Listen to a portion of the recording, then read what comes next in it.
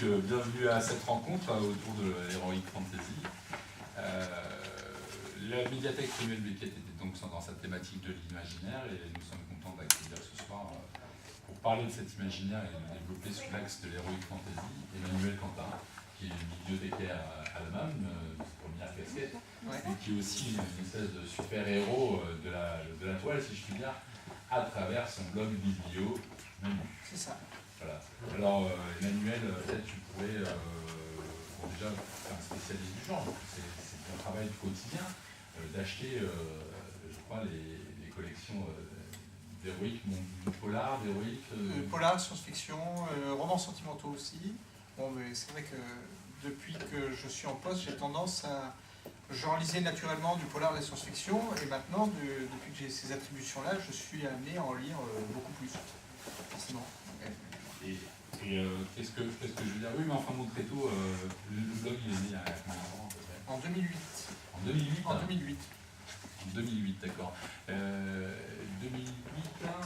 est-ce que de suite, ce blog s'est orienté vers plusieurs littératures ou alors il était ciblé au départ? Je me disais que ça allait être le reflet de mes propres lectures. Je voulais un peu garder une trace. Avant, je faisais un peu... Comme quand j'étais môme, je notais sur un petit carnet les titres des bouquins avec les auteurs, et puis je mettais les petites étoiles pour montrer un petit peu une note, entre guillemets, et mon ressenti de lecture à ce moment-là. Donc j'ai voulu garder une trace un peu plus marquante de mes lectures, pour moi-même d'abord aller épuiser de temps à autre quand j'avais envie, pour me rappeler certaines choses, surtout qu'il y a en science-fiction et en polar, on a beaucoup de héros récurrents. En science-fiction, il y a beaucoup de cycles, des suites, donc, et qui sortent à des moments très espacés dans le temps. Donc parfois, c'est pas mal d'avoir un petit résumé pour se rappeler, ah oui, il y a tel et tel personnage, il se passe ci, il se passe ça. Et puis renouer avec l'histoire, ce qui n'est pas toujours évident quand beaucoup de temps s'est passé entre l'apparition d'un tome et la suite. En plus, tu as une troisième casquette parce que tu écris. Oui. Tu écris. Est-ce que tu écris de l'heroic fantasy? Pas du tout. Pas du tout. Pas du tout. Alors c'est vraiment, on en avait eu l'occasion d'en parler quand Claude Guéquin était venu ici, où pour moi l'écriture elle s'ancre plutôt dans notre univers contemporain, avec une portée de science-fiction, voire de polar aussi. D'accord. Alors, avant peut-être de pouvoir, je crois qu'il est important pour le public qu'on distingue un petit peu le genre en soi de l'heroic fantasy, parce que ça fait référence à... C'est un monde, tout ce qui est imaginaire, la fantasy. Arriver à le distinguer, peut-être simplement, j'aimerais savoir, te poser une question. Comment toi tu es venu à l'heroic fantasy?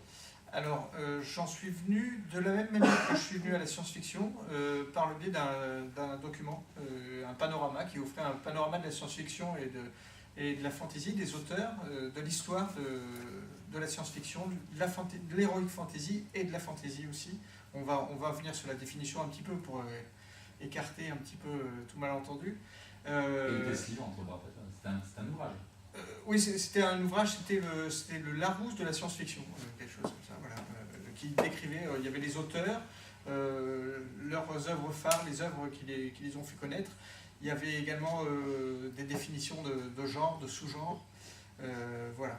Donc c'était par ce biais-là, et puis c'est bien parce que la curiosité amène à faire des rencontres comme ça un peu particulières, où on se retrouve confronté à des choses auxquelles on n'était pas susceptible de s'intéresser au préalable, et on voit les différentes facettes d'un seul et même genre à ce moment-là.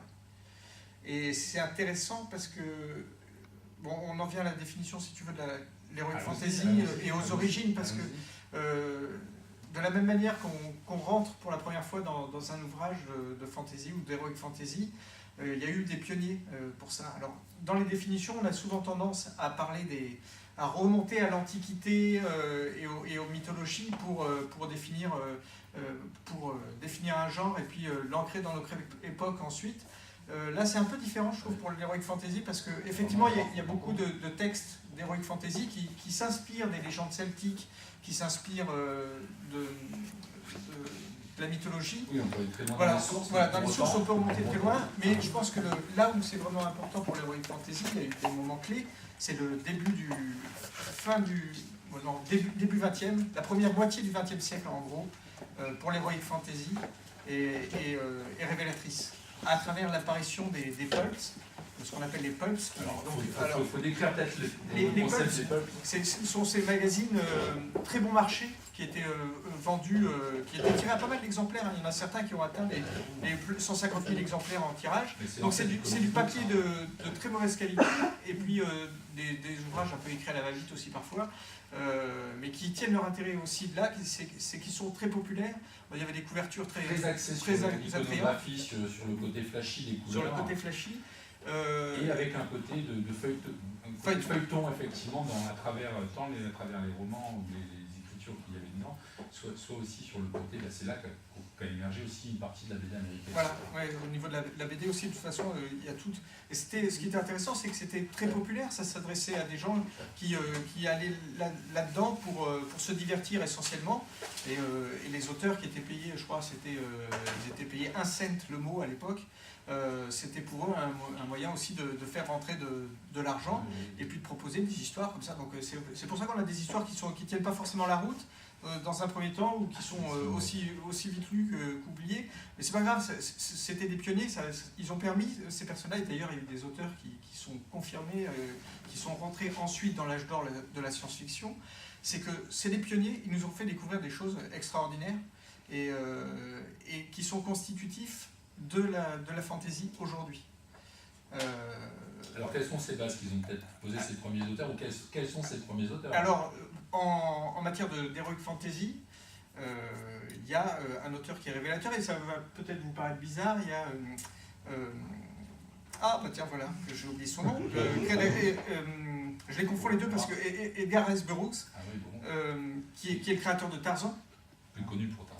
Tarzan, et Tarzan est lui-même un personnage quelque part de l'heroic fantasy, parce que en dehors du personnage qu'on connaît tous, voilà, dans la jungle, et qui a son cri du roi de la jungle, si célèbre, à un moment donné, Tarzan, ses aventures vont évoluer. Non, je ne sais pas.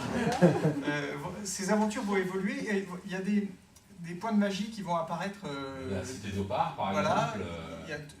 En bande dessinée aussi, je pense qu'il y a aussi eu des adaptations. Tout à fait. Dans la bande dessinée américaine, on retrouve ça complètement. Et chez Tarzan ou d'autres, bien sûr, complètement. Voilà, donc ça c'est le premier, on va dire, un petit peu vraiment représentatif. Et par la suite, Edgar Rice Burroughs a écrit, alors là on est dans la science-fiction et l'heroic fantasy à la fois, le cycle de Mars, donc, dont on a eu un film adapté il y a peu de temps, John Carter, par les studios Disney.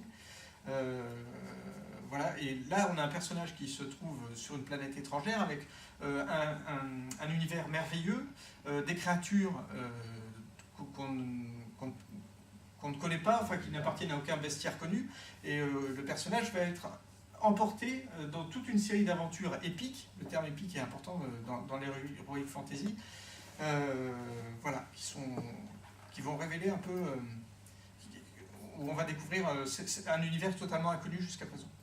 C'est vrai que sur la terminologie, l'heroic fantasy, bon, c'est très anglo-saxon, mais nous on s'est posé la question il n'y a pas très longtemps avec une collègue au boulot, on essayait de le définir, on t'a même appelé, mais tu ne répondais pas. Ah, c'est possible. J'étais tellement pris dans l'observation. Emmanuel Quentin, comment pourrait-on définir? Et c'est vrai que les mots héroïques, c'est le concept héroïque d'avoir un héros, bien sûr, ça va paraître très très idiot ce que je dis, mais c'est basé forcément sur un personnage fort, ou un assemblage peut-être une communauté peut-être. Je pense peut-être à Tolkien notamment quand je parle. Voilà. Mais derrière le côté fantasy, ça c'est quoi? Alors c'est distorsion. Alors tout est permis, c'est un monde merveilleux, quelque part, où tout est permis. L'auteur a tous les droits, il peut faire intervenir toute créature qu'il souhaite, et souvent ça appartient justement à un imaginaire un peu médiéval, on est souvent dans des imaginaires médiévaux. Et un autre personnage qui est vraiment représentatif de ça, et dont on a tous des images dans la tête, c'est Conan le Barbare, créé par Howard. Et là, on va voir la typologie vraiment du héros d'Heroic Fantasy, c'est-à-dire un personnage souvent qui est seul, qui est entouré d'un ou deux amis, qui a eu une enfance difficile, qui est souvent pauvre au début. Le personnage de Conan le Barbare, lui, il a été pauvre, voleur, et puis il va évoluer au fur et à mesure jusqu'à devenir roi plus tard. Et voilà, c'est quelqu'un d'assez sombre. C'est un très bon exemple, Conan le Barbare, je pense, parce que c'est vrai qu'on parle des romans de Howard, et après derrière, il y a eu toutes les déclinaisons, on le retrouve en bande dessinée, c'est Barry Smith qui avait, je crois, fait les dessins à l'époque. Et derrière, il y a tous les films, effectivement, jusqu'aux jeux vidéo, et même encore, Conan va plus loin parce qu'il a été évocateur sur tout ce qui est jeu de rôliste aussi, jeu de rôle. C'est aussi un pan de l'heroic fantasy qui est important. On va essayer de décliner justement peut-être toute cette espèce d'arborescence de l'heroic fantasy dans notre dialogue pour essayer peut-être d'évoquer à chacun des références, et même vous pouvez interagir, bien sûr, si vous en avez envie. Il y a le personnage de Conan, donc qu'on retrouve un peu un personnage isolé, enfin seul, avec quelques amis, mais avec lesquels il peut se détacher très facilement, très facilement. Et puis il y a un autre personnage aussi, enfin il y en a plusieurs, hein, mais qui me viennent comme ça. Il y a aussi le Waylander de David Gemmell. On a vraiment cette image du personnage hard, seul, solitaire. Elric aussi, de Morcock, a cette typologie du héros en plus, lui, un peu blindé qui ne s'attache pas aux gens, en gros, quoi, hein, et qui est habitué à évoluer seul, à se défendre seul face à l'hostilité qu'il peut rencontrer. Voilà, ça c'est la typologie en Heroic Fantasy. Après, aujourd'hui on ne parle plus tellement d'Heroic Fantasy, il faut dire, parce qu'on a tout mis sous la même étiquette de la fantasy. Alors qu'est-ce que c'est la fantasy? Alors on reste et la transition, je pense qu'elle s'est faite avec Tolkien, qui est vraiment la figure marquante, très représentative de la fantasy moderne, encore aujourd'hui. À partir du moment où il a écrit Bilbo le Hobbit en 1937, et il a constitué tout son monde, et ensuite en 54-55, il y a le Seigneur des Anneaux qui paraît. Et là, la transition, elle se fait à partir de ce moment-là, véritablement, le glissement. Avec la fantasy, on est toujours dans un milieu médiéval fantastique, avec de la magie, des pouvoirs. Dans la fantasy, on est très souvent dans une lutte assez manichéenne, le bien contre le mal. Dans l'heroic fantasy, c'est moins marqué, c'est parce que on se concentre peut-être plus sur les personnages. Le personnage est souvent un mercenaire qui ne voit que son propre intérêt à lui-même. Il y a toujours des quêtes, mais ces quêtes-là, elles ne sont pas forcément axées pour le bien ou pour le mal. Il voit son propre intérêt avant tout. C'est édifiant pour le personnage. Voilà, exactement. Il sait voir son intérêt. Il sera capable de tuer un ami à un moment donné ou un autre si ça peut lui porter crédit ou porter avantage, ça sans aucun problème. Donc cette focalisation sur un seul et même personnage qu'on a en Heroic Fantasy, peu à peu elle a glissé sur la notion de groupe. On est en communauté, et la quête elle se fait plus du bien contre le mal, et ça Tolkien le montre vraiment bien dans Le Seigneur des Anneaux. Et puis on avance ensemble en communauté. On a des amis, on part d'un point A, on est d'un point A, on va à un point B, etc. Et puis on évolue pour que le bien triomphe. Peut-être je vais le placer là. Peut-être avant d'aller plus loin pour peut-être la description de certains auteurs, de ce qu'ils ont amené dans le genre, se poser la question d'entrée, c'est un débat ouvert entre nous d'ailleurs, on en a parlé tout à l'heure.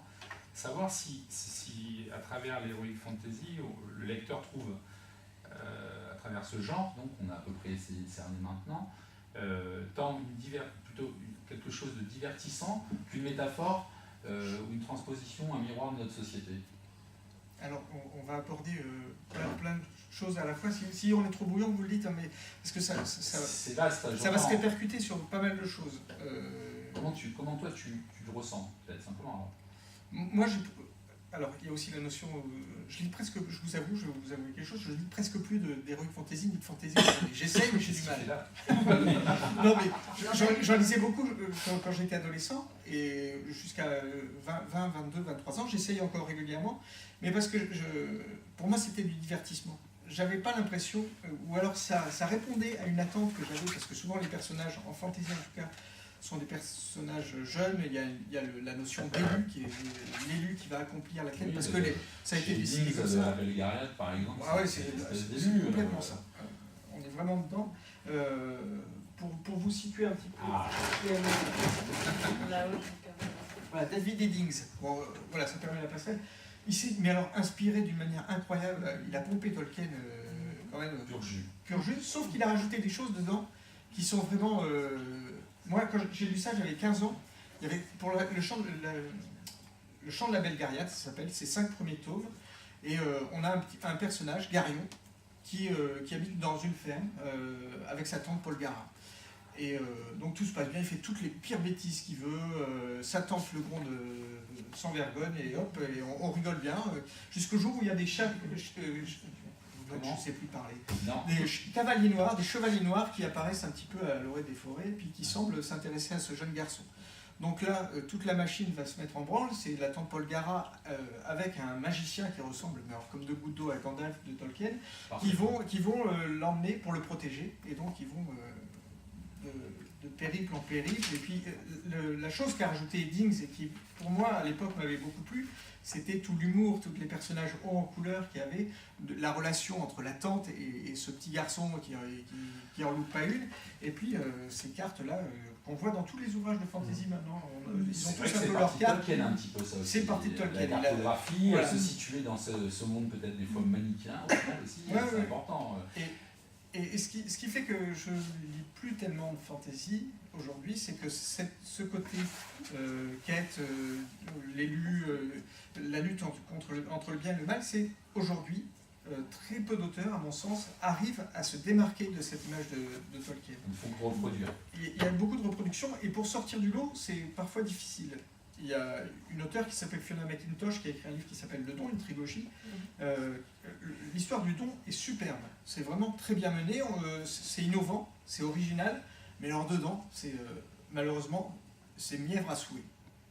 Il y a des moments où on est trop, enfin pour moi, où c'est trop de la romance, et j'ai perdu l'intérêt du bouquin à cause de ça.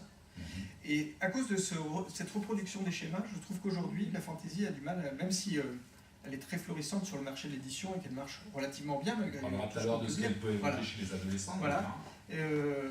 Pour moi, j'y trouve plus mon compte à ce niveau-là. J'irais plus me pencher vers les textes anciens, ceux qui ont fait l'âge d'or, les pionniers véritablement, que vers les ouvrages aujourd'hui. Voilà. Et puis on a du mal avec toutes les parutions à faire en trouver qui sont du. Alors tu as parlé en plusieurs volumes à chaque fois. En plus leur série maintenant, elles sont interminables. Je pense à Terry Goodking, il ne va jamais s'arrêter avec l'épée de vérité. Alors, oui, voilà, il faut lui faire sortir les trucs du sac, très bien. Terry Goodking. Là, lui aussi, l'épée de vérité, c'est le premier tome. C'est réussi cette histoire-là, mais c'est vrai qu'au bout d'un moment, on en alors, je crois que le 14e tome sort bientôt, ou le 13e, je ne sais plus où il vient de sortir. Non. Ça, c'est les nouveaux contrats éditoriaux américains, c'est plus des petites nouvelles mises dans des pulps, des énormes bouquins. Et puis, ce que je disais tout à l'heure, il faut arriver à suivre, entre l'apparition du tome 1, vous avez 14 ans, à la fin du tome 14, vous en avez 39. C'est parfois difficile à suivre. Qu'est-ce qu'il a celui-là au départ de particulier, vu qu'apparemment on commence à s'enlacer? Vous l'avez lu jusqu'au bout ou pas? J'en ai gardé, j'ai beaucoup aimé les livres, mais j'aurais du mal maintenant à définir le monde. Et pourtant, normalement, j'ai une assez bonne mémoire pour... c'est l'apparition, en fait, la présence féminine qu'on n'a pas toujours en Heroic Fantasy. Là, cette fois-ci, il n'y a pas que l'élu, il y en a une autre aussi. Il y a toujours le pendant masculin et le pendant féminin. Et à chaque fois, en fait, il a créé deux mondes différents qui vont se rencontrer. Donc, c'est une histoire d'amour. Et il y a énormément de violence, c'est machiavélique. On pense que ça peut un petit peu être original. Et au bout du 4e tome, ça recommence à chaque fois comme c'est cyclique. En fait, c'est tous les 4 tomes. Le cyclique qui s'est fait au bout du premier, j'ai arrêté. Ça ressemble à notre temps quand même. Alors, oui, pour revenir à ta question, moi c'était vraiment du divertissement, et ce que je vais chercher, si je veux un regard sur notre société à nous, je vais plus aller vers le polar ou la science-fiction, parce que ça me semble plus révélateur. Non, mais c'est intéressant parce que c'est vrai que Tolkien, son métier était une autre, je crois. En gros, avait planté franchement une société à travers ce qu'on appelle les terres du milieu. C'est très construit, très travaillé, manichéen certainement, et très travaillé au niveau des différents peuples qu'on peut y croiser. D'ailleurs, on retrouve toute cette richesse grâce au cinéma aujourd'hui et prochainement au cinéma d'ailleurs pour la sortie du tome 2 de Diderot, je crois. Le film, c'est pour le Noël. Et derrière, il a vraiment posé des décors très construits. Il est allé très loin parce qu'il va faire jusqu'à créer les légendes de ce propre monde. Il invente les légendes, il invente le langage. Le langage, l'écriture. Il n'a même pas pu terminer quand il a le Silmarillion. Ça a été fait par par son fils, qu'il a repris ensuite, qui a essayé de remettre tout ça en place, et par Guy Gabriel Kay, qu'on connaît aussi pour son travail sur la tapisserie de Fionava, enfin les romans qu'il a écrits aussi en fantasy. Et donc, ce que je veux dire, c'est qu'à chaque fois qu'il traite de peuplade, que ce soit des nains, des hobbits, des elfes ou encore des hommes, des surhommes, si je puis dire, derrière, on retrouve toutes les faces dans chaque petite société, ou dans chaque société, et tous les certains défauts humains. Ah, tu veux dire que le regard que certains... Le racisme qu'il peut y avoir aussi, ou le regard d'une population à une autre. Déjà, les confrontations de races, c'est un concept intéressant, effectivement, si je puis dire. Et en plus, on retrouve vraiment dans ce qui a fait peut-être le succès des jeux de rôle en même temps, à travers les divers thèmes, on appelle les jeux de rôle dans le milieu, c'est justement ce côté-là très travaillé. Un elfe c'est très classe, un nain ça n'a pas peur de se rouler dans la boue, quoi. Voilà, simplement. Et donc à partir de là, il y a des traits de caractère qui font qu'ils vont être tout le temps en confrontation ou où il va y avoir un terrain inamical ou un terrain amical selon les affinités de base. Ouais. Et puis en fin de compte, bon, ça ne marche pas. Grâce à une quête, ils vont arriver à avoir une fraternité quand même, quoi. Mais là aussi, sur les rapports des humains et des nains, on trouve des constantes d'un ouvrage à l'autre. C'est comme s'il y avait un fondement dans lequel on va piocher et on ne dérange pas. C'est un peu comme les histoires sur la robotique, les lois de la robotique d'Asimov. Je me souviens qu'Asimov, quand il avait vu un film, je crois 2001, Stanley Kubrick, avait dit « Oula, il a violé telle loi de la robotique ». C'est comme si on avait posé les bases comportementaux, entre guillemets, des races les unes avec les autres et qu'il ne fallait pas déroger à celle-ci. Et ça, parfois, c'est un peu dommage, mais comme je n'ai pas la prétention d'avoir tout lu, il est possible que ce que je dis soit vraiment n'importe quoi, puisqu'on a peut-être des rapports qui sont différents dans certains ouvrages. Non, mais c'est vrai que peut-être, effectivement, c'est un genre littéraire qui se prête vraiment au loisir. Simplement c'est pas dommage quand même de s'aérer la tête à travers l'imaginaire ou ces mondes qui nous sont proposés via ce genre. Non, c'est plutôt pas mal. De toute façon, il n'y a pas de mal à se divertir. Hein. Peut-être il y a des gens J'avais une question sur la place de la magie, parce que dans Conan, qui est un guerrier mercenaire, il déteste tout ce qui est magique. Dans Tolkien, la magie, c'est essentiel. Et dans beaucoup de livres plus récents, on est toujours à la fin du monde magique qui est en train de disparaître, quoi. Ou qui va être interdit, où la magie va être interdite. Est-ce que ça, c'est pas, avec Harry Potter et tout ça, est-ce que c'est pas ça qui fascine les adolescents et les jeunes de tout ce monde magique ?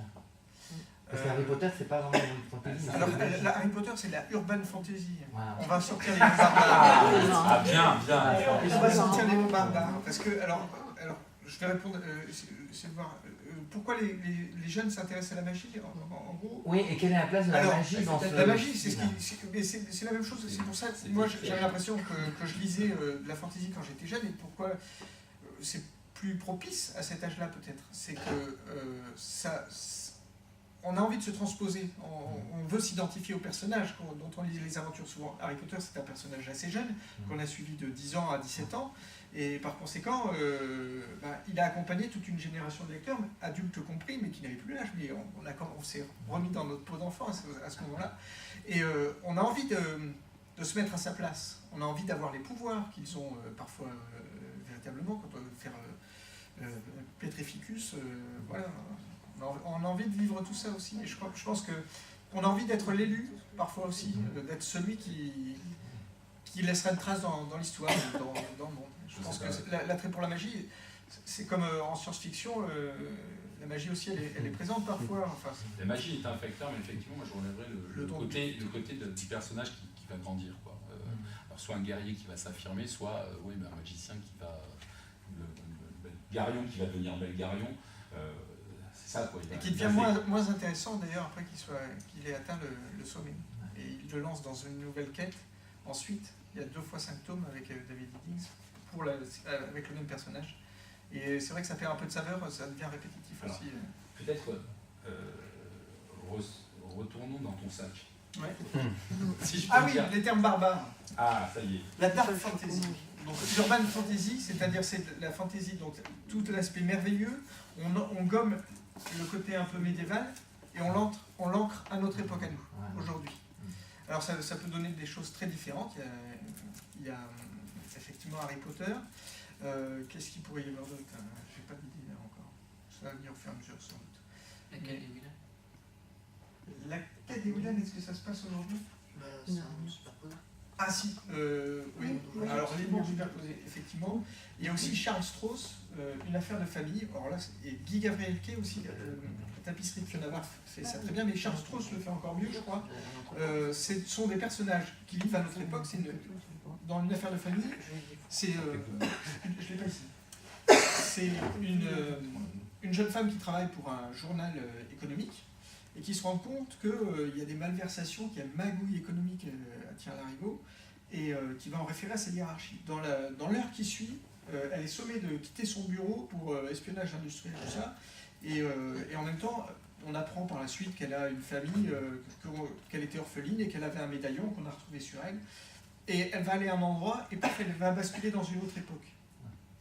Un côté médiéval, où elle est détentrice de secrets, voilà, où il y a une famille qui est là, et à laquelle elle est liée, et il va y avoir une connexion comme ça entre le monde contemporain et... On a ça aussi chez Zelazny dans les 9 princes d'Or. Oui, dans les 9 On princes d'Or, commence à un mec qui se réveille à l'hôpital. À l'hôpital, amnésique, ça donne du potentiel déjà à l'histoire.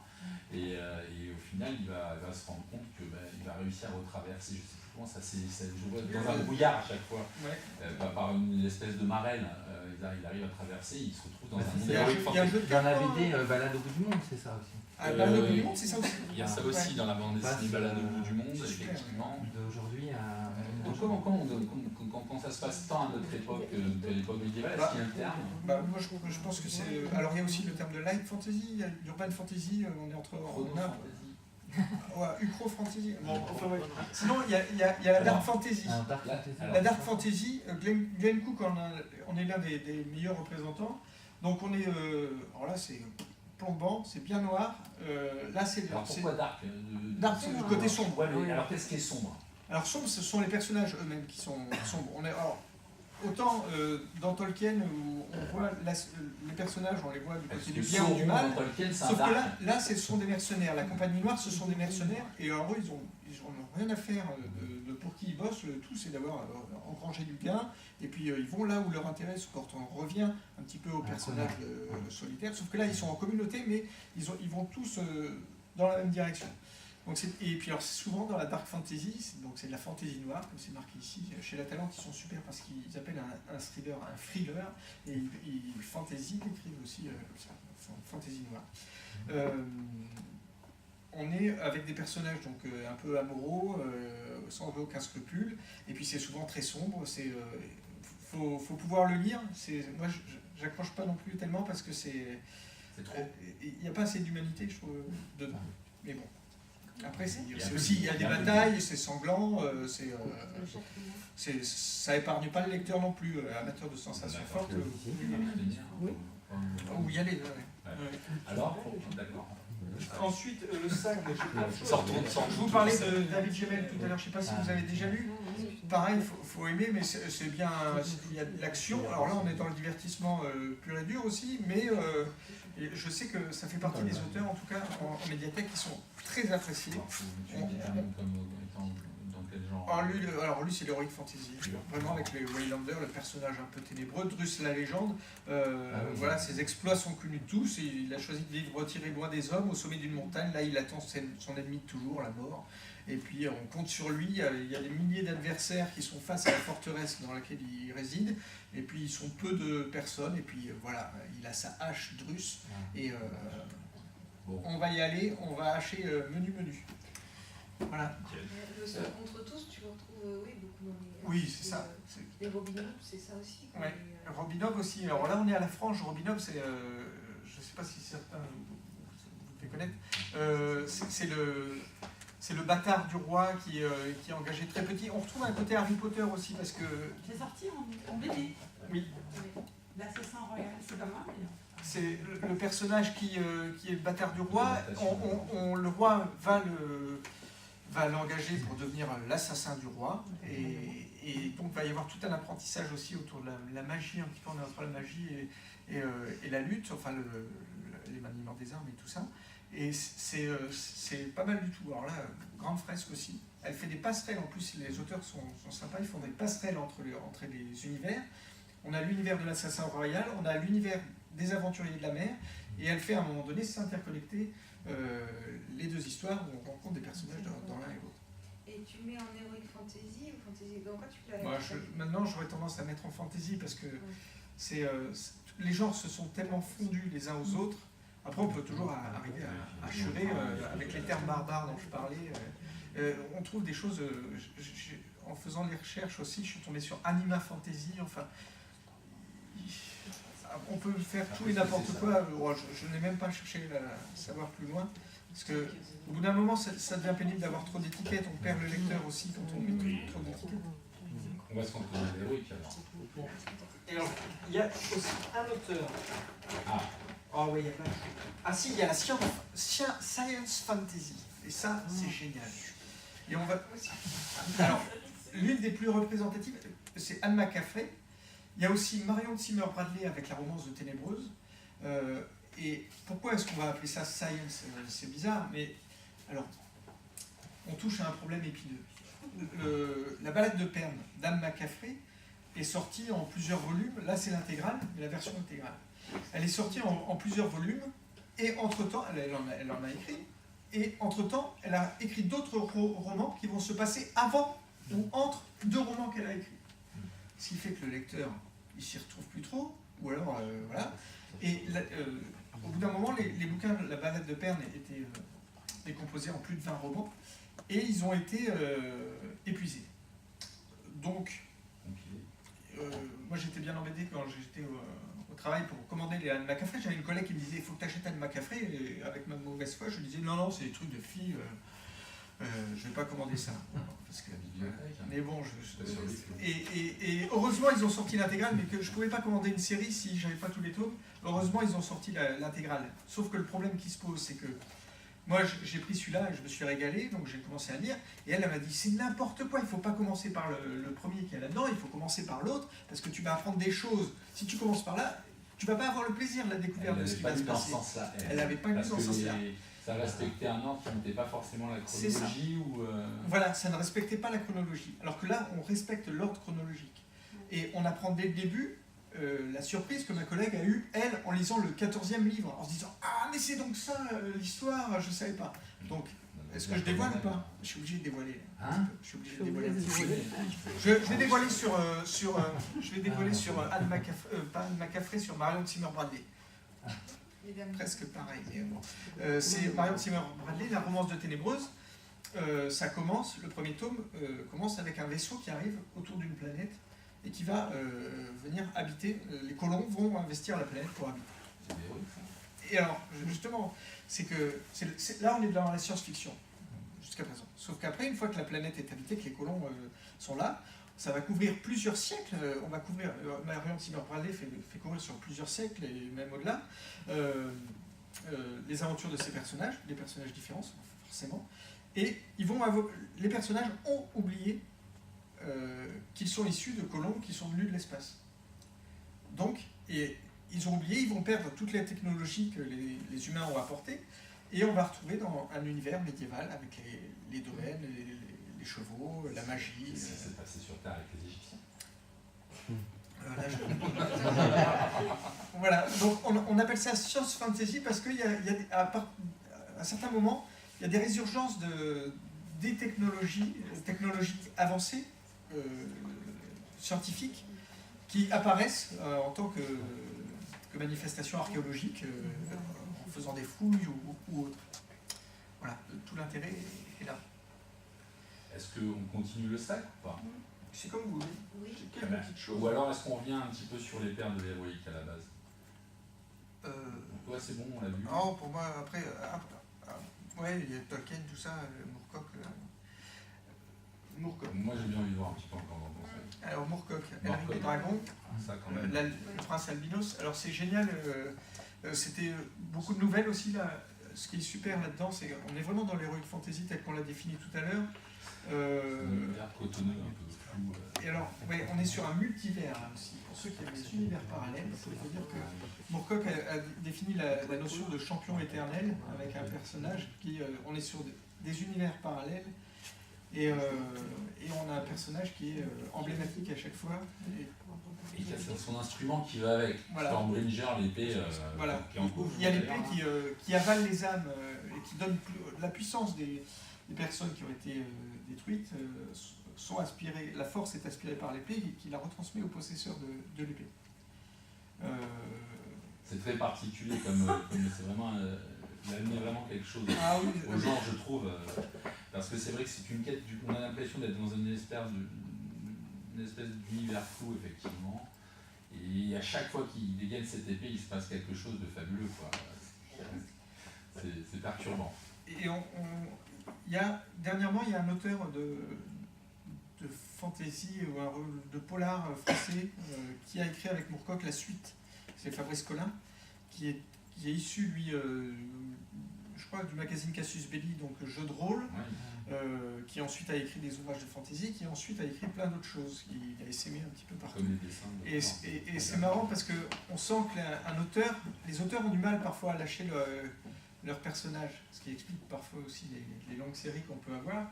Et l'univers, ils ont du mal à lâcher l'univers qu'ils ont créé, mais ça se comprend aussi, c'est humain. Problème de paternité. Alors, je sais pas. Donc ça c'est le polar technique. Alors, il y a aussi tout un côté. Ça c'est une nouvelle tendance que j'ai repérée il n'y a pas très longtemps. Ça c'est l'Entre des voleurs de David Chandler, les 7 lames. Et c'est une tendance qui se passe, on est dans un univers clos, c'est-à-dire une ville, une seule ville, et on est dans les bas-fonds. Il y avait un ouvrage je crois que c'était Les salauds gentilshommes, ça s'appelait aussi, de Scott Lynch, où voilà, il y a toute une bande de voyous, de voleurs. On est un peu dans un univers à la Dickens, transposé dans un univers médiéval avec une guilde. Il y a des guildes de voleurs, il y a une mafia interne, c'est un peu gouailleux, C'est chez Milady, apparemment. Là, chez Milady, ouais. Qui fait pas mal. Qui fait ouais, la BD aussi et qui est sur l'héroïque bien placé. Ah quoi. oui. D'ailleurs, ils ont une réalité du Frat Zeta il n'y a pas longtemps. Et il y a aussi là-dedans toute une part d'humour. L'humour en fantasy, voilà, je pense qu'on est bien cerné. L'humour en fantasy aussi a une part importante et ça permet aussi de respirer quand on sort de bouquins de dark fantasy, d'aller vers du Pratchett par exemple, vers Terry Pratchett avec les Annales du Disque Monde. Les Annales du Disque Monde. Ouais. Alors là où il joue avec les codes et puis il laisse toute part à sa fantaisie aussi. Voilà, donc ça, ce type d'ouvrage, ça fait pas longtemps que j'en vois, ça commence à essaimer aussi, je crois qu'il y en a un qui vient de sortir qui s'appelle Rouge Sang, c'est Brajlon pratiquement qui sort, Brajlon ou Milady qui sort ces bouquins-là. Dans cette veine-là. Quel est le genre de public qui va lire ce genre d'ouvrage Là, je conseillerais moi à tout le monde, parce que je l'ai lu en plus. Donc ça peut coller. Et puis ça donne envie de lire la suite, en plus. Les personnages sont... Alors il y a beaucoup de clichés, mais ils sont tellement évidents, bien menés, parce qu'on peut un auteur... Mais c'est pas que sur le domaine du cliché, c'est bien amené, quoi. Ouais, c'est bien amené. On s'y retrouve et c'est plutôt... ça donne vraiment envie de lire la suite. Alors là, un autre exemple peut-être d'urban fantasy, c'est Raphaël Albert, rue Farfadet. Là, c'est assez intéressant parce que c'est donc les extraordinaires et fantastiques enquêtes de Sylvain, détective privé. Donc c'est un elfe, si je ne me trompe pas. Donc c'est plus une intrigue polar, quoi. Oui, une intrigue polar dans un univers plutôt époque victorienne un petit peu. Donc on a une carte. Et alors ce qui est super, oui, il a refait. Alors attendez. Vous voyez, il y a des petites représentations de cartes postales, ça me fait penser au début du XXe siècle, tout ça. Et c'est Paname, il a appelé ça Paname. Voilà. Et à la fin, vous avez aussi des genres d'articles de presse, alors ça c'est super quand les auteurs font ça, que j'adore, le Panaméen Magazine, Ma Vérité, qui donne un autre éclairage sur l'histoire. Et voilà. Là, dans l'humour, en fait. on est dans l'humour, Dans le héros, on est dans l'humour et dans la fantaisie aussi, il y a la magie, il y a des elfes, il y a des trolls, enfin Est-ce que justement le mais fait... t'as pas des loups là par contre. Non, là-dessus non. Par contre, tu ne retrouves pas ce que tu dis tout à l'heure, qu'il n'y a pas des loups dans cette... Non. Mais dans l'urban fantasy, il y en a un peu. Est-ce que justement sur le fait que il n'y ait pas vraiment de limite à ces mondes, c'est pas régi aussi, il n'y a pas autant de lois que dans notre vie à nous, si je puis dire. Non, bah, Et puis il y a des possibilités avec des pouvoirs ou de la magie, effectivement, qui permettent d'aller vraiment sur autre chose, ce qui fait que ça peut aller sur le terrain de l'humour, mais on a aussi le côté des méchants qui sont super méchants, quoi. ah oui, oui, Donc qui ça- sont ça- presque des ça- dieux ça- aussi ça- parfois. Ça Ouais. me fait penser, je fais un parallèle avec le genre BD, où justement, à travers ces mondes-là, dans la BD aussi, on retrouve justement cette espèce d'éclatement de la réalité, où on va vraiment sur un potentiel où on exagère tellement qu'on peut, c'est très risible, on exagère tellement que c'est très dark, on va dire. Ouais, bah, Torgal, il est un peu entre les deux, j'ai l'impression. Et on n'est pas loin de la science fantasy aussi. Dans la bande dessinée, Dans la bande dessinée. Torgal, oui, c'est pas forcément le plus. En bande dessinée, c'est vrai qu'il y a une. Ça s'est vraiment développé, je dirais, en Europe à partir des années 80, quoi. La première qui a marqué l'histoire, c'était la quête de l'oiseau du temps, hein, de Loisel et le temps à l'époque, qui était un ovni. Ils n'avaient même pas conscience de ce qu'ils ont fait et de ce qu'ils ont lancé, ils le redisent encore aujourd'hui. Et ça a marqué, c'est vrai que ça a nourri tout ce monde de jeux de rôle. On en a eu d'autres, hein, les Chroniques de la Lune Noire, on parlait de Torgal.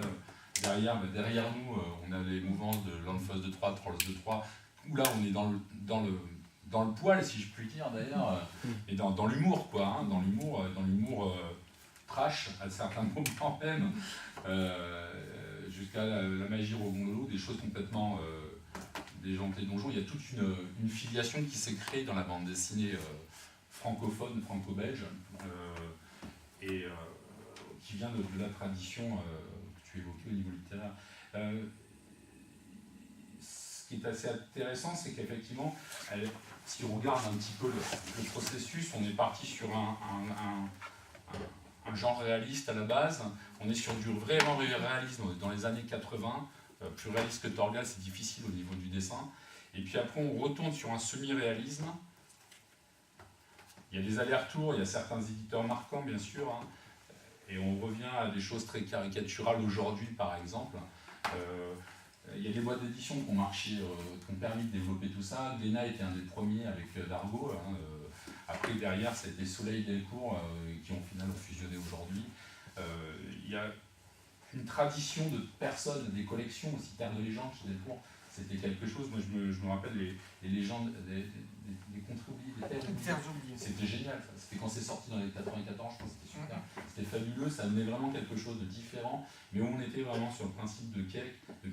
Et de recherche, le monde dualiste quand même, ouais, complètement, c'est le même parallèle, hein, exactement la même évolution que dans la littérature, décalée dans le temps. Il y en a un dernièrement qui a changé la donne, et que tout le monde connaît, au niveau pas en BD, hein, Ouais, oui. au niveau des bouquins, c'est Georges Martin, Georges R.R. Martin, lui qui a vraiment changé la donne parce qu'on suit tous les personnages tour à tour. Je ne sais pas, vous avez peut-être vu la série aussi. Et c'est vraiment incroyable parce qu'on en vient à éprouver de l'empathie, même pour des personnages qui sont mauvais. Et il n'y a pas trop de magie dans Georges Martin, on est vraiment dans l'univers médiéval fantastique. Médiéval, pas fantastique. Il y a juste des dragons parfois, enfin on va voir apparaître les dragons. Oui, tu n'as pas vraiment cité le nom, hein, de la série là. Non, c'est le Trône de Fer. Oui, pardon. si on dit Trône de Fer, ça va évoquer un peu plus aux gens, parce que c'est vrai qu'il y a eu cette série marquante là récemment. Et ce que je voulais dire, c'est qu'il y a Georges Martin, il n'hésite pas à tuer un personnage auquel on s'est attaché à un moment donné. Ah oui, tout d'un coup, il disparaît, on dit non, c'est pas possible. Donc il y a l'effet de surprise qui est là. Et l'attente aussi, elle est là quand on termine un volume, on se préoccupe vraiment du sort des personnages. Et il les passe tous en revue, c'est jamais la focalisation autour du personnage, elle n'est jamais axée autour d'un personnage, tous sont héros. Il n'y a pas un qui se distingue plus par rapport aux autres. Après, il y en a certains pour lesquels on va être en empathie plus ou moins, il y en a qu'on va détester, d'autres qu'on va adorer détester. Et voilà, et c'est vraiment fabuleux, ça change un petit peu la donne justement, ça décloisonne un petit peu la fantaisie aujourd'hui. Ce qui est hallucinant, c'est le nombre de personnages qu'on trouve dans le Trône de Fer. Et puis ils sont tous très très bien travaillés, quoi. C'est ça, quoi. Ah oui. C'est pour ça que ce qui fait que même les méchants, on arrive à s'attacher à eux. Et on les perd presque en se disant qu'ils auraient pu être encore plus méchants Ah ouais, mais ou apporter autre chose. Quoi. quand il tue quelqu'un qui... on se dit c'est pas possible, l'histoire ne peut pas évoluer sans lui, c'est vraiment impossible, c'est extraordinaire. Moi, je trouve ça très courageux de la part d'un auteur d'arriver à se détacher comme ça, puis arriver à surprendre les lecteurs ou du coup les spectateurs, parce que la série est très fidèle au bouquin. Peut-être que... Il y en a dans le sac.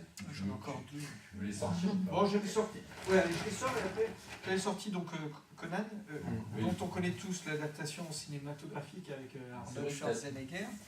Mais là, je vous invite vraiment à découvrir ça parce que c'est Ah oui, ça a l'air chronologique. c'est un aspect. Alors, je vous parlais tout à l'heure des parutions chronologiques ou quoi. Là, l'option qui a été retenue par les éditions Bragelonne, c'est de conserver l'ordre des parutions originales. On n'a pas essayé de reconstituer l'ordre chronologique, on a voulu restituer, ça restitue vraiment l'état d'esprit dans lequel l'auteur les a écrits. Voilà. 3 volumes, c'est ça? Il y a 3 volumes, Ouais. chez Bragelonne. Et enfin, j'en ai encore 2.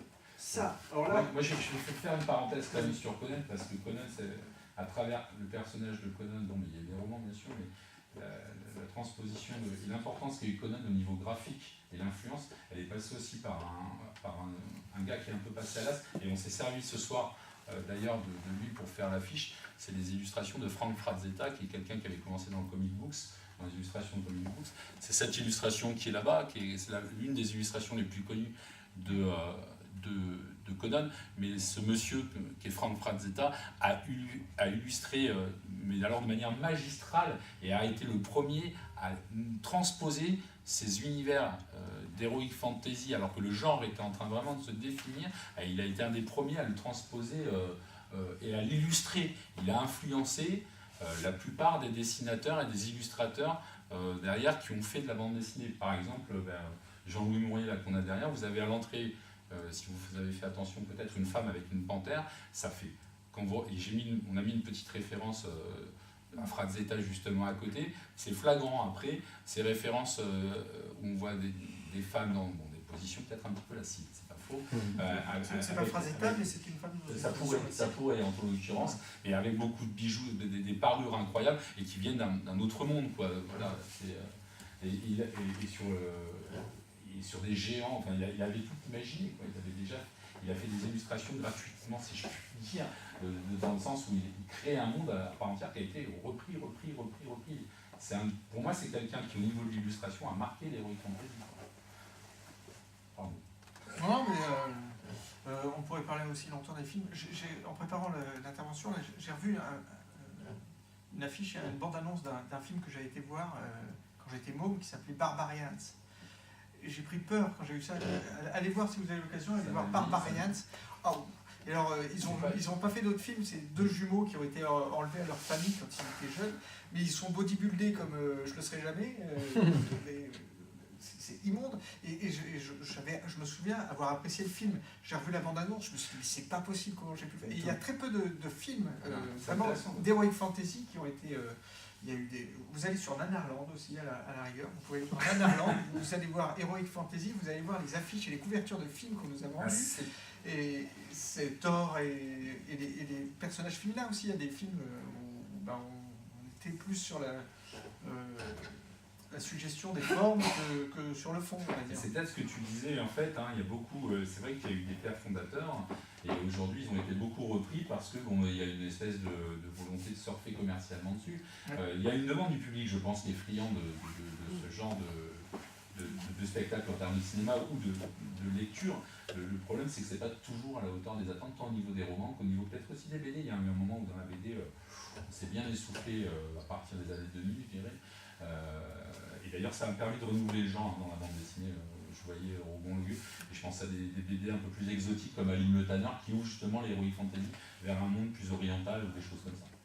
T'as Ankama aussi qui a dynamité un petit peu le genre avec Freesquill et Remington aussi récemment où on a les bases de l'heroic fantasy, mais ils ont modernisé tout ça et c'est complètement déjanté. C'est super les Freesquill là. Ouais, ils sont tu parlais d'ouvrir sur d'autres horizons, d'orientaliser un peu tout ça. Il y en a un qui l'a fait très bien, et c'est Raymond Feist. Bon, là c'est le Pub de l'apprenti, c'est les Chroniques de Krondor, c'est assez vieux, Mais alors là, on est dans un schéma de fantasy relativement classique, sauf que il a écrit aussi La fille de l'Empire. Ça se passe, c'est dans le même univers, mais sur un autre continent.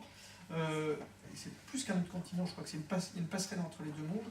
Et c'est dans un Japon médiéval.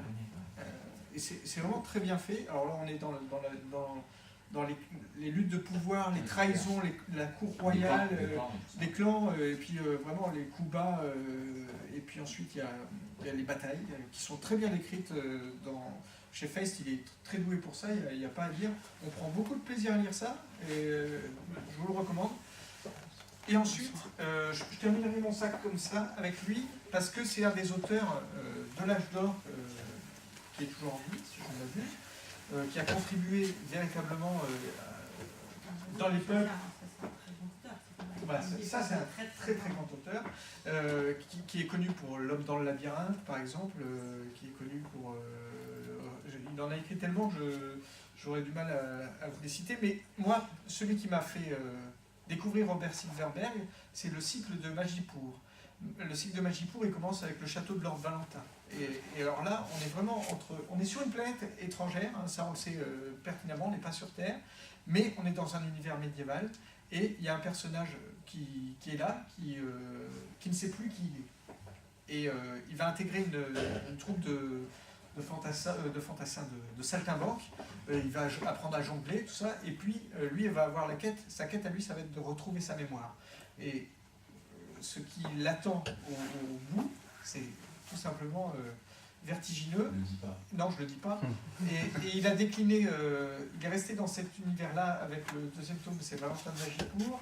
Il y a les sorciers de Magipour, les montagnes de Magipour, Prestimion le Coronal, et puis il y en a un autre, je crois, le rêve de Magipour ou quelque chose comme ça.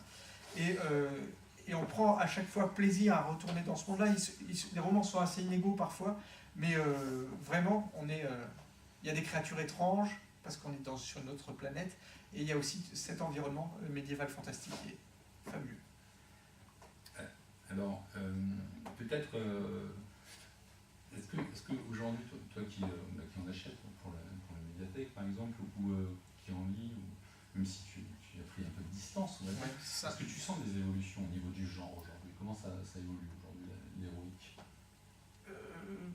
C'est un marché qui se vend très très bien, la fantasy. Il y a une demande commerciale évidente. Une demande commerciale évidente. Et je trouve que ça se noie, mais en même temps, là c'est un avis personnel, parce qu'on a énormément de lecteurs. Dernièrement, je parle à chaque fois de la découverte. Il y a un lecteur qui est venu à la médiathèque dernièrement et qui voulait changer. Il lisait Wilbur Smith, c'est des romans d'aventure qui se passent à l'époque égyptienne ou en Afrique. Et il en avait un peu assez, donc je ne sais plus comment, j'ai été lui proposer Cuchiel, un ouvrage de fantasy aussi qui se passe autour d'un personnage féminin emblématique. Et il s'est régalé. Il a découvert, et depuis, il vient emprunter régulièrement des ouvrages d'Heroic Fantasy parce qu'il ne connaissait pas, et donc c'est comme quoi c'est pas l'âge mais c'est le côté découverte d'un genre qui peut captiver parce qu'il y a le côté aventure, il y a le côté mystérieux, magique. Voilà. Et la lassitude, pour moi, elle se fait plus tard s'il n'y a pas de renouveau. Alors, il y a ma question, il y avait. Je voulais la poser comme ça parce que je voulais en venir justement à l'allusion qu'on a fait tout à l'heure, à l'attrait des adolescents pour cette littérature aujourd'hui. Qu'est-ce qui fait on les a un petit peu évoqués déjà, quelque part, les facteurs qui font que les adolescents sont attirés vers ça. C'est, mais il y a peut-être la notion de magie, la quête, quelque part, le personnage qui est en devenir, et au final, c'est vrai que par rapport, on a fait la parallèle avec la BD, mais dans la bande dessinée, si on prend Tintin, il a toujours la même tête. Et il n'évolue pas beaucoup. Alors que si on va prendre un personnage de manga, d'ailleurs, qui plaît beaucoup plus aux adolescents, c'est un personnage qui va être évolutif dans le temps, et qui correspondra peut-être plus à la personnalité d'un ado. Est-ce que tu penses que c'est ce genre d'éléments qui font que les ados en sont friands? Il y a ça, et à mon avis, il y a aussi l'inverse de ce qu'on disait tout à l'heure, c'est-à-dire la volonté aussi peut-être de se détacher de notre époque à nous.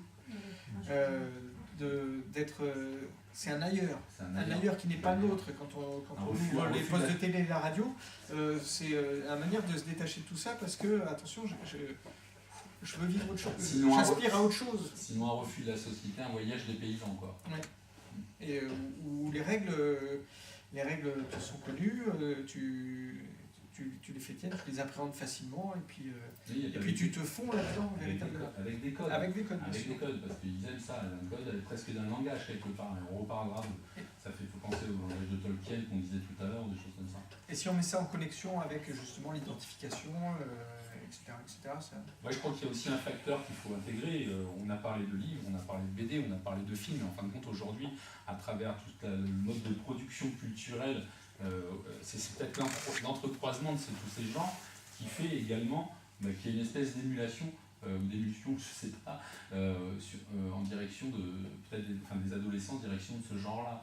Parce que je ne sais pas quels vont être les cadeaux de Noël des adolescents cette année. Mais bon, il y a quand même la sortie effectivement de Bilbo le Hobbit au cinéma. Est-ce qu'il va y avoir, ça va influencer, je ne sais pas. Il y a les jeux vidéo aussi. Alors les jeux vidéo, bien sûr. On aurait pu venir aussi aux sources des jeux vidéo. Et certains jeux qui ont... le parallèle des jeux de rôle et des jeux vidéo, il est évident. Ouais. Aussi, Ouais. c'est filiation. On a parlé tout à l'heure, je ne sais pas si on a dit ici, on parlait du petit personnage de Zelda dans les... Ouais, Zelda, il y avait Landstalker, je me souviens, il y avait Barbarian, c'est un jeu où on coupait la tête. C'était un duel entre deux personnages, des barbares où c'est le combat d'épée, et puis il y avait la possibilité, si on faisait la bonne manipulation avec le le combo, joystick, si on faisait un combo, bon c'est-à-dire un combo, enchaînement de pouvoir couper la tête de l'adversaire. On était vraiment dans l'univers Heroic Fantasy aussi. L'univers de l'anneau, peut-être aussi un petit peu. Je sais plus du Oui. coup si le jeu de rôle, j'ai l'impression que les jeux de rôle sont pratiqués plus par des adultes aujourd'hui. Aujourd'hui, je crois que c'était peut-être une époque en même temps. Les jeux vidéo, on peut remplacer pour. Je crois. les jeux de rôle. Mais je revois, moi, en tant que bibliothécaire, des livres dont on est le héros actuellement, qui Oui. reviennent au bout du jour. Et c'est les vieux livres qu'on lisait, nous. Il y a eu Qui, des eux, sont baignés d'illustrations d'Heroic Fantasy. Ouais, oui. On Les dit, cartes nous, magiques, c'est ils peut-être moi, s'y mais, remettent dans les magasins d'occasion ou autres, les cartes magiques, ils se remettent dessus. Parce que nous, on a connu. Ouais, mais ils ont quel âge? il y a des cartes aussi. Tu sais. Ouais, je sais pas. Ils ont entre 12 et 14, Ouais, 15 ça ans. commence même plus tôt, je pense. Il y en a un, vous avez pas du tout parlé, c'est Salvatore avec son elfe noir. Ah ouais, alors là on est Parce dans que ça, le début, je trouve que c'est génial. C'est vrai. C'est de la dark fantasy. On est dans la sword and sorcery là. Mais il sort de là, il sort de ce truc, et la description de ce monde elfe noir, au début, elle est quand même très Alors, prenante. c'est vrai que je n'ai pas lu, j'avoue, Ah, je n'ai pas lu, et en même temps, parce que je crois, alors je suis vraiment un mauvais goût, ça appartient il y a une licence de Salvatore, je crois qu'ils sont vendus sous forme de licence, c'est des contrats, ou je sais pas quoi, enfin, il faudrait que j'explore. Mais tout ce qui est licence, c'est vrai que ça a tendance, et puis ça sortait régulièrement, ça sortait avant dans une autre maison d'édition, je crois. Et c'est Fleuve Noir qui a repris ça. Hein, Et puis elle a été reprise dans les jeux de rôle aussi. oui, voilà. Voilà. Le personnage, quoi. C'est ça. Et Mais c'était assez fascinant qu'au début, il est dans un monde entièrement noir, souterrain, C'est très réussi. et il y a combien de il perdure. Non, en fait, c'est surtout le premier. Non, c'est 3. Il y a des jours. Ouais, bah, toi, tu connais ça, les trois C'est pour le top de démarrage qui lance le. Ouais. combat. Mais il y en a beaucoup, je pense Il doit y avoir un travail Ça s'appelle éditorial. Terre natale. Voilà. C'est Terre natale, terre d'exil et terre promise. Il n'y a que 3. C'est Mais il n'en a pas écrit d'autres Ah bah après, il a dû en écrire. Oui, d'autres, Parce qu'il me semble qu'il y a un nombre. Mais moi, j'ai lu je les me trompe trois peut-être. premiers. Peut-être que je confonds. Non, si, c'est les anciennes collections, Quest, je sais plus, qui sortaient à les mêmes le époques début de que- l'aventure. Le livre dont on Quest. est le héros, c'était Quest, je sais plus. Défi fantastique. Ouais. Mais ça, Salvatore, c'est autre chose. Mais dans les livres dont vous avez parlé, il y a des défis fantastiques.